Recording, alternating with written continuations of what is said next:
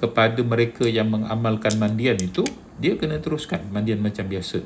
Walaupun mandian itu dia lakukan, maknanya dia on off, dia on off tak apa, bagi saya buat saja, dan boleh abaikan semua gangguan-gangguan tu yang datang kepada diri kita.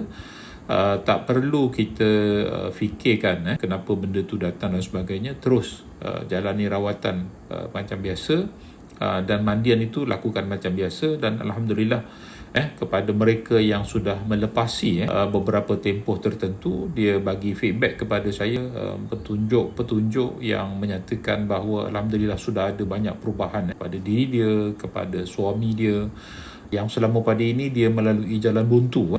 Namun demikian, berkat sabar dan juga konsisten dia melakukan mandian bersama dengan jel bidara, 7 telaga Raudah dan juga minyak bidara gaharu, sudah banyak perubahan yang berlaku kepada diri dia.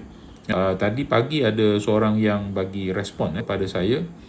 Semalam yang bagi respon pada saya, dia kata selama pada ini, dia kata apa yang dia lalui itu seperti dia menuruti saja, menuruti apa yang disuruh oleh orang kepada dia, dia turuti.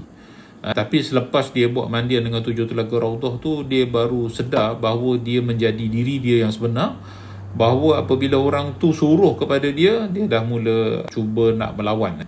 Maknanya dia ada pendirian diri dia sendiri, dia cuba dapat seperti macam dia terkeluar daripada satu kepungan yang sebelum daripada ini dia tak lepas daripada perkara tersebut. Itu yang saya sebutkan tadi, jalan keluar. Banyak kali saya sebut bagaimana seseorang itu melalui jalan keluar, yang mana dia sudah melalui proses permohonan dengan Allah, doa dia pada Allah, akhirnya dia jumpa jalan keluar itu. Salah satu caranya, ikhtiarnya ialah menggunakan mandian ais dengan 7 telaga Raudah. Dia kata sebelum daripada ini, orang tu suruh dia bayar bil, dia bayar je. Dia suruh orang tu suruh dia kepada dia untuk berikan duit sewa rumah yang dia dapat itu kepada dia pun, dia bagi je tanpa dia soal bicara. Tapi setelah mana dia buat mandian ais, setelah mana dia bakar bukhur samurai, setelah mana dia buat mandian dengan Raja Gel, baru pada pagi petang semalam dia bagi info kepada saya. Dia kata,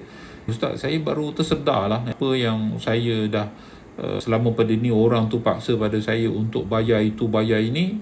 Akhirnya dia tersedar selepas baru sekali dia mandi dengan 7 telaga Raudah. Dan sebelum daripada dia mandi 7 telaga Raudah itu, dia ada membakar bukhur samurai lah. Sebab kes dia tu agak berat sikit, saya minta dia untuk bakar bukhur samurai dulu untuk rumah. Dan selepas dia bakar bukhur samurai untuk rumah itu, rumahnya sebelum daripada ini dia tak bawa apa-apa, tiba-tiba lepas bakar bukhur itu, bau rumahnya berbau hancing.